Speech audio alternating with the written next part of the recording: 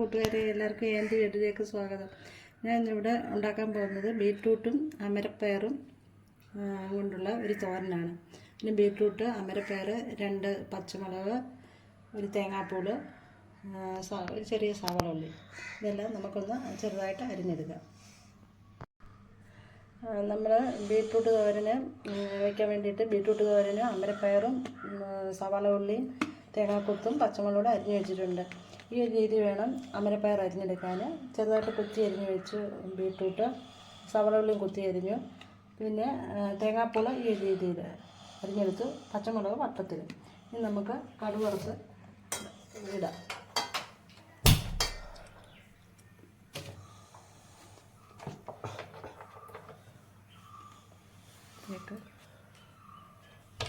Coconut oil ഒഴിച്ചു, ഇതിലേക്ക് ഇച്ചിരി കടുക് ഇട്ട്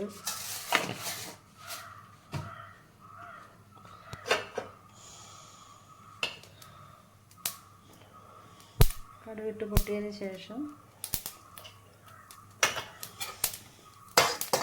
ചെറിയ ഉള്ളിയും പച്ചമുളകും കറിവേപ്പിലയും എല്ലാം കൂടി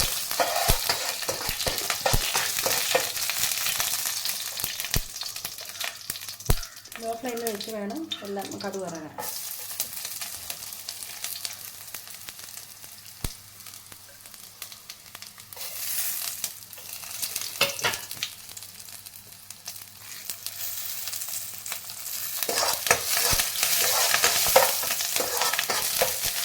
ബ്രൗൺ കളർ ആകുന്നിടം വരെ ആയിട്ട് നമുക്ക് ഇതൊന്നിടാം.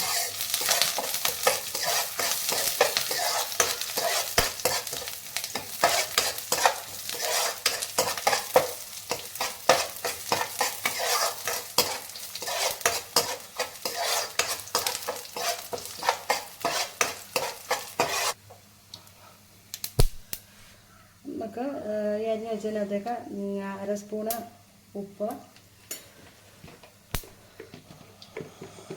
1/4 സ്പൂൺ മഞ്ഞൾപ്പൊടി നമുക്ക് മിക്സ് ചെയ്ത് കടുക് വറുത്തതിനകത്തോട്ട് ഇടാം.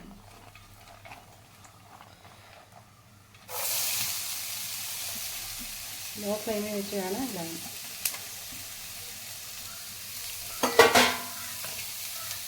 അതിനകത്തേക്ക് നമുക്ക് ഈ 2 സ്പൂണ് വെള്ളം കൂടി ഇടാം. കാരണം അമരപ്പയർ വേഗം. എന്നിട്ട് നമുക്കൊന്ന് ഇളക്കിയിട്ട് മൂടി വയ്ക്കാം. ബീറ്റ്റൂട്ട് ചെറുതായിട്ട് അരിഞ്ഞതിൻ്റെ പേര് അധികം വെള്ളത്തിൻ്റെ ആവശ്യമില്ല. അമരപ്പയർ വേകാൻ വേണ്ടിയിട്ട് ഇത്തിരി വെള്ളം ഒഴിക്കാം.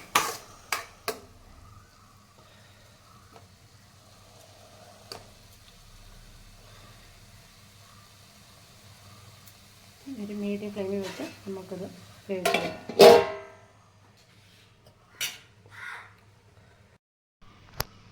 ഇനി അതിന് വേണ്ടിയിട്ടുള്ള തേങ്ങ ഒന്ന് നമുക്ക് മിക്സിയുടെ ജാറിനകത്തിട്ടൊന്ന് ക്രഷ് ചെയ്തെടുക്കാം. അതിന് വേണ്ടുന്നത് തേങ്ങ, 3 കൊച്ചുള്ളി, ഒരു 1/4 സ്പൂണ് മുളക് പൊടി,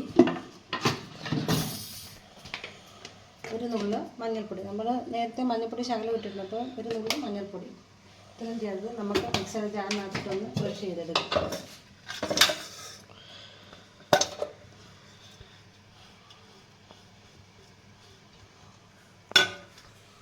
മൂടി മാറ്റിയിട്ട് നമുക്കൊന്ന് ഇളക്കി വയ്ക്കാം.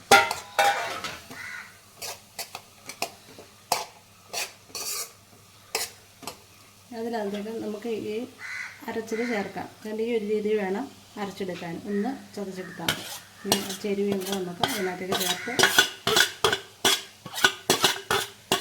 ഇവിടെ മൂടി വയ്ക്കാം.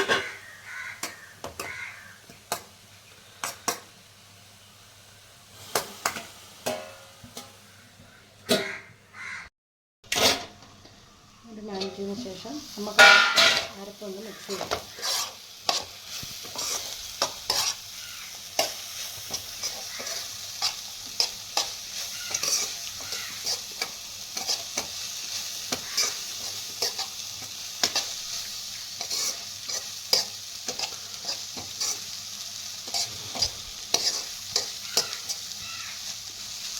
അരപ്പെല്ലാം ഒന്ന് മിക്സ് ചെയ്തതിന് ശേഷം നമുക്കൊന്നുകൂടെ മൂടി വയ്ക്കാം.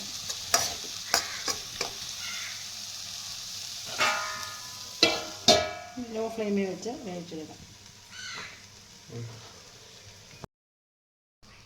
നമ്മുടെ തോരൻ റെഡി ആയിട്ടുണ്ടോ എന്ന് നോക്കാം. ഈ തോരൻ വെന്തിട്ടുണ്ട്. 12 മിനിറ്റ് കൊണ്ട് നമ്മുടെ തോരൻ റെഡിയായി. അമരപ്പയറിന് വേവുണ്ട്, അതുകൊണ്ട് അത്രയും ടൈം ഇരുന്നു. എല്ലാ കൂട്ടുകാർക്കും ഈ വീഡിയോ ഇഷ്ടപ്പെട്ടെങ്കിൽ ലൈക്ക് ചെയ്യുക, ഷെയർ ചെയ്യുക, സബ്സ്ക്രൈബ് ചെയ്യുക.